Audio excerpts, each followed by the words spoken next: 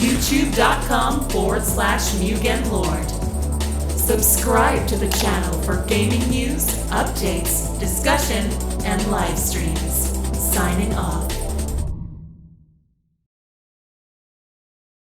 Hey guys, this is MugenLord here, and I'm back again with another video. And in this video, I want to talk about E3 because this is, to me, really important to me because E3 was something I always was hyped for and I always look forward to as a gamer. Like, it's like the early Christmas present to gamers because we get to find out some of the hottest releases that's going to be coming out from the year that you watch E3 and then up into the future. And also we get to find out about new next generation technology and, you know, hardware for next gen consoles and everything. And it seemed like as time has went along, E3 has become pretty much, it's starting to become more and more irrelevant.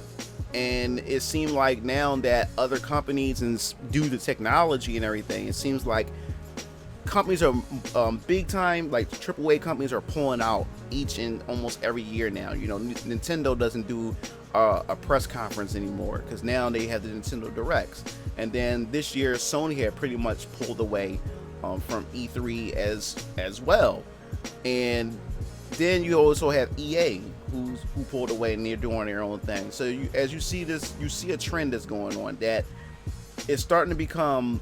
It's starting to cost companies more money to have an E3 conference and have their booths and everything, and than it is to pretty much have your own thing where you host it online. People get to watch it on live stream. It's already prepped. It's already prepared and everything, and gamers can come together and just sit down and enjoy the presentation and everything. So the reason why I brought this up is because I want to know what's going to happen to E3. Is it just going to eventually fade from existence, or is E3 going to find some way to remain relevant in a sense? Is because, you know, you have YouTubers as well, where you don't really need gaming journalists no more. You have YouTubers who come in and they pretty much watch the videos and they pretty much give their takes on E3, and then they post it on YouTube, and it gives these companies free publicity and everything. And then these gamers give them their honest opinions and stuff like that. So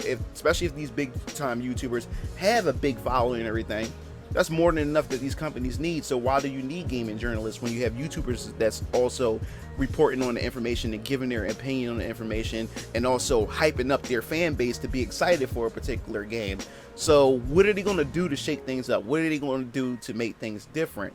So from what's been said right about now, from a couple of news presses, is that they're pretty much from Polygon and Kotaku have mentioned that there's been the leaks of E3 trying to make it more of a personal experience for gamers and everything. They're going to open it to the public a lot more. They're going to host more events for gamers and stuff to make it a bit more personal, make it a bit more of a social interaction, similar to what I said in my GameStop video of making it a community-based type of experience you can't get anywhere else and everything. So to go that direction with E3, I think that's pretty cool. Instead of just trying to rely on the mainstream media, to rely on game journalists, if you open it for the consumer, you open it for the gamers and make it much more of a social hub, you know, with people with similar interests, I think they may have something going on here. And I think that'll be the way to pretty much revive E3, to make it much more interesting, and maybe it could bring back some of the bigger companies and everything. And also I believe also too that E3 is going to be more so, is going to start more so, I guess you could say, supporting indie developers, and that's going to be more of a place to showcase a lot of indie games that's going to release for like the PC and the three competitors consoles and everything like that. But I really believe that E3 really need to do things to shake things up, is because I'm getting that E3 experience way before E3 come, because the Nintendo Direct does it. Now the Sony Play, where Sony have their own Direct, they're doing their thing, so you go getting information and details and stuff like that. These companies are doing their own shows.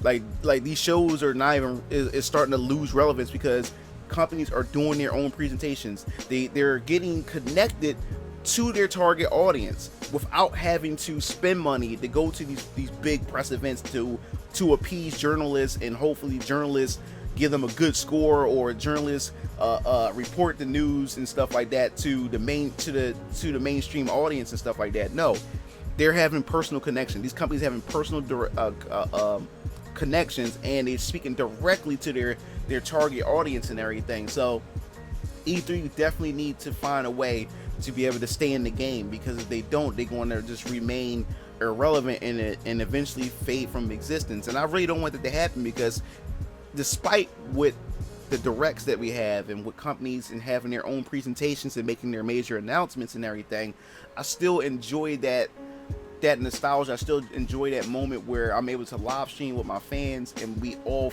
geek out on stream about what titles that we're looking forward to and what we're doing, what we're predicting. I love the prediction season where everybody predict what games that we could possibly see, or what new hardware, new software that we may see at an E3 press conference or at an E3 event in general. We always look forward to that, and I just don't think that that should just disappear. You know what I'm saying? This has been ingrained, in the gaming community. It's been ingrained in all gamers to look forward to something like that, especially when you go to GameStop and and you talk to the people that's there, that works there, or just the customers that work there who are gamers, who we all just get together and talk about E3, and we just have a good time. And I just think that's a good thing. So the fact is that E3 may just eventually fade is just a scary thought, and I just can't imagine a timeline and a reality where E3 is just irrelevant.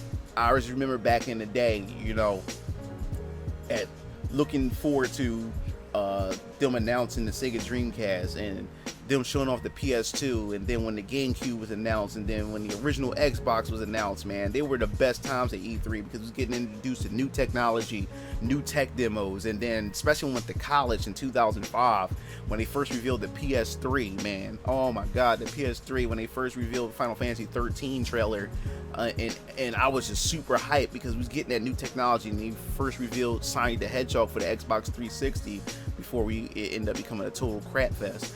But besides the point, man, like, those are fond experience, as a gamer, and if you're growing up, and you just now getting into gaming, man, you really need to check out E3 and look at, and YouTube have a bunch of videos of old E3 press conferences and everything like that, and those were the times to be a gamer, like, because you just knew that your holiday season and on up, it was going to be amazing because of the titles that they showed off. And I remember just staring, at articles or staring at Game Informer magazines when they show off some of the E3 game titles and stuff. I was just stare at the game screenshots and constantly keep reading the same article over and over again, to the point it seemed like my eyes is just burn a hole through the paper and everything in the magazine. I just thought that was pretty cool, man. So I want to hear your thoughts on this about E3, because E3 has always been fun to me as a gamer. Do you think E3 is necessary, or do you just think E3 should just fade out altogether?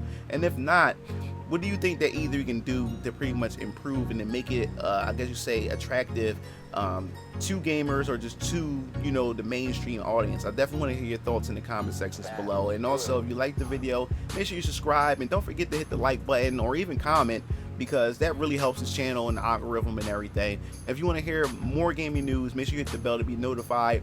This is MugenLord signing off. See you Game Fiends later. Peace out. It looks like you reached the end of the video. Well, while you're at it, check out some of my other discussion videos by clicking on the annotations below, and don't forget to follow me on other social media platforms to stay up to date with future content. Signing off.